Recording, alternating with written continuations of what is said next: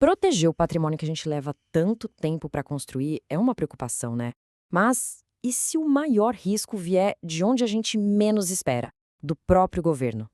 Hoje, vamos analisar 3 estratégias que são essenciais para blindar as finanças.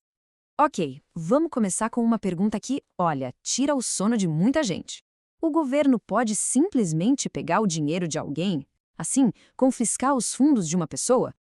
A resposta, infelizmente, é sim.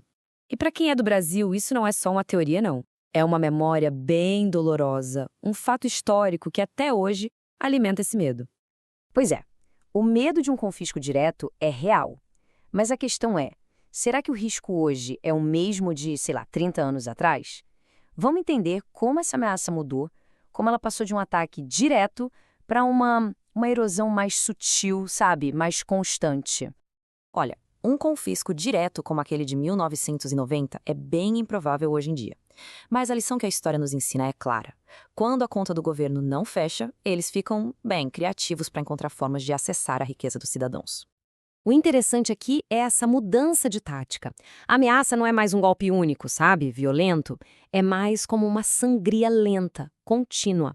Vem pela inflação, que vai corroendo o nosso poder de compra quietinha, e, claro, pelo aumento constante de impostos.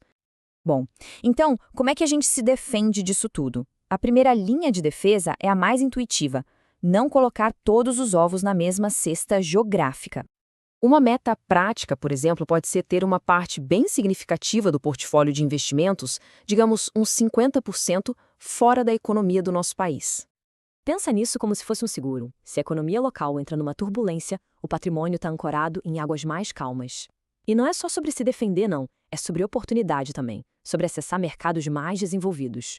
No fim das contas, diversificar globalmente deixou de ser luxo, virou uma necessidade para a sobrevivência financeira mesmo.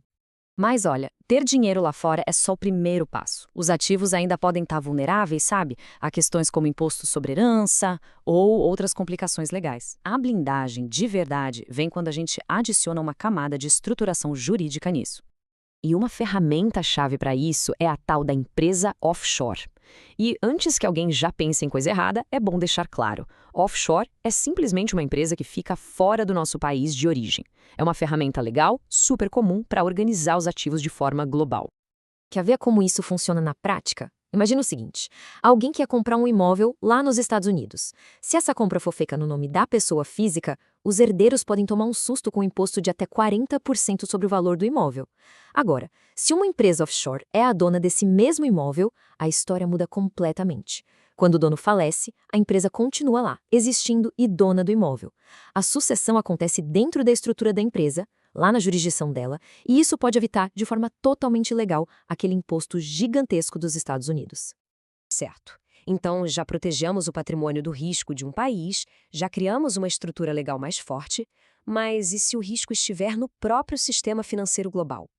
Bom, a camada final de proteção envolve ativos que, digamos, operam fora das regras tradicionais. Para a gente entender essa ideia, vamos olhar para os ativos de 2 formas. Eles conseguem viajar bem no tempo, ou seja, manter o valor, e no espaço, que é basicamente a facilidade de mover eles de um lugar para o outro. O ouro, por exemplo, nossa, é um ótimo viajante do tempo, né? Mantém o valor há milênios. Mas para viajar no espaço, ele é péssimo. É pesado, é difícil de carregar. Já o dinheiro que a gente usa no dia a dia, tipo o real, o dólar, é o oposto. Ele viaja no espaço, que é uma beleza, instantaneamente. Mas é um péssimo viajante do tempo, porque a inflação vai comendo o valor dele ano após ano. E é exatamente aqui que o Bitcoin aparece como uma solução moderna que busca justamente oferecer o melhor desses dois mundos: a capacidade de reter valor no tempo, como o ouro, e a facilidade de ser transferida no espaço, como a moeda digital. E isso, veja bem, não é só teoria.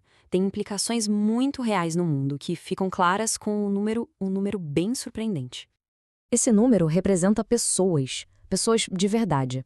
São centenas de milhares de refugiados que, de acordo com esse estudo, usaram Bitcoin para conseguir levar o pouco que restou para eles quando tiveram que fugir de guerras, de regimes autoritários. Para essas pessoas, isso não é sobre especulação, é sobre sobrevivência. O que torna o Bitcoin tão poderoso nessas situações extremas são as características dele. A portabilidade, dá para levar tudo memorizando apenas 12 palavras, a resistência à censura, nenhuma autoridade pode congelar seus fundos, e a independência do sistema financeiro local. No fundo, ele permite um recomeço, com um mínimo de dignidade. Então, quando a gente junta tudo isso, essas três estratégias, diversificação, estruturas e ativos alternativos, elas todas apontam para um único conceito, um conceito bem poderoso. É a capacidade de ter o controle final sobre o próprio patrimônio, sabe, independente de um governo específico ou de um sistema financeiro. Essa é a essência da soberania financeira individual.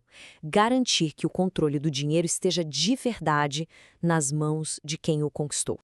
E no final, todas essas estratégias nos levam de volta para uma pergunta fundamental, uma pergunta que cada um de nós deveria se fazer. Quem é que de verdade está no controle do meu dinheiro?